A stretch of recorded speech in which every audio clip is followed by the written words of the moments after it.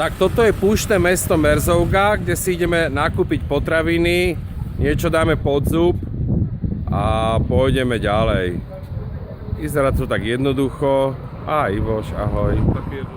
A toto je napríklad autobus Supratours, s ktorým sa vlastne dostanete až sem z Marrakešu.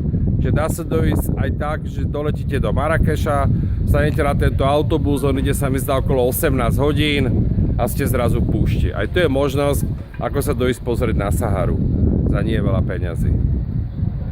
A ešte sa pôjdeme pozrieť, ako to tu funguje v obchodníkoch. V takejto reštaurácii sme si objednali mäsko, majú tu tadžiny a teraz pán majiteľ akorát rozpaluje grill a ide nám urobiť barčety. To sú také mäská na špajli. A už to tu chystá.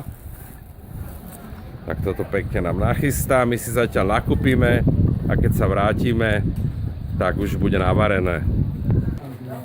Teraz sme vošli do obchodu. Pán majiteľ nás pustil takýmto priechodom dnu, aby sme si mohli pozrieť, čo tu všetko majú.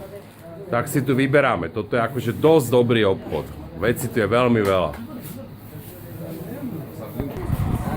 Takto vyzerá ten obchod spredu. Už Jurikovi balia veci, za chvíľku nabalia nám vecičky. Tak, toto je náš nákup, čo sme si teraz nakúpili na rýchlo, ale však plno máme doma, teda v aute.